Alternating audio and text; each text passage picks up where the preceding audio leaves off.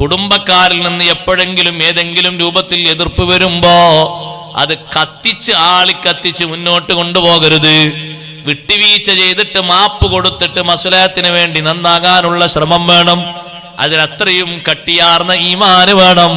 കണ്ടില്ലേ നിങ്ങൾ ബഹുമാനപ്പെട്ട സയ്യിദുനാ അബൂബക്കർ സിദ്ദീഖ് റളിയല്ലാഹു അൻഹു. ഞാനിത് പറയുമ്പോ നമ്മൾ മനസ്സിലാക്കണം, അവർക്കൊക്കെ അനുഭവിച്ച വിഷമങ്ങൾ അത്രയും വലുതായിട്ടും മാപ്പ് കൊടുത്തെങ്കിൽ നമുക്കുള്ളത് എത്രയോ ചെറുതാണ്, നിസ്സാരമാണ്. പക്ഷേ നമ്മളത് പർവ്വതീകരിക്കുകയാണ്. ചെറിയൊരു കാര്യം അത് വികസിപ്പിച്ച് പടലപ്പിണക്കങ്ങളാണ്. പിന്നെ അന്യോന്യം സഹകരണമല്ല, ഒന്നുമില്ല, ബന്ധമില്ല. മരിച്ചാ പോലും ചില ആളുകൾ വരൂല. അള്ളാഹു കാത്തു രക്ഷിക്കട്ടെ.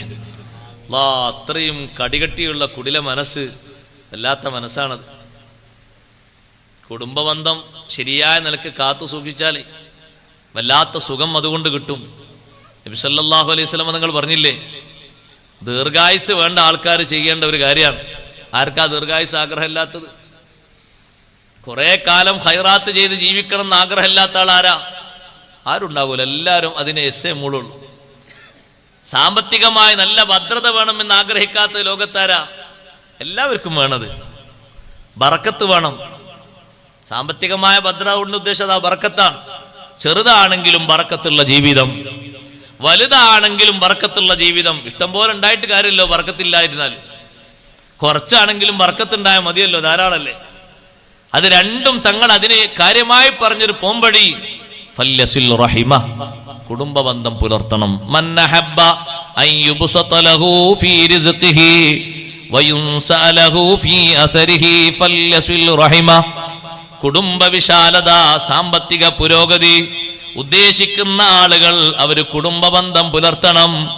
അതുപോലെ തന്നെ അവർ ദീർഘായുസ് ഉദ്ദേശിക്കുന്നുണ്ടോ, കുടുംബബന്ധം പുലർത്തണം. കുടുംബബന്ധം എങ്ങനെയാ പുലർത്തേണ്ടത്? ഈ ഹദീസ് വിശദീകരിച്ചുകൊണ്ട് പണ്ഡിതന്മാര് പഠിപ്പിച്ചു. സിലത്തുർ റഹ്മ എന്ന് പറഞ്ഞാൽ കുടുംബക്കാർക്ക് സേവനം ചെയ്യണം. അവരുടെ ഗ്രേഡ് അനുസരിച്ച്, ബന്ധം പുലർത്തുന്ന ആളുകളുടെ ബന്ധത്തിനനുസരിച്ച് സേവനം ചെയ്യണം. ചിലപ്പോൾ ഫതാറത്തൻ യകൂനു ബിൽമാൽ, ഇമാം നബി റളിയല്ലാഹു അൻഹു പറഞ്ഞു, സമ്പത്ത് കൊണ്ടായിരിക്കും ആ സേവനം. കൊടുക്കണം. കാരണം കൊടുക്കാനും ഏറ്റവും നല്ലോണം കൽപ്പിച്ചതും കൊടുക്കാനും ഏറ്റവും നല്ലോണം പ്രതിഫലം കിട്ടുന്നതും ആർക്കാ? കുടുംബക്കാർക്കാണ്.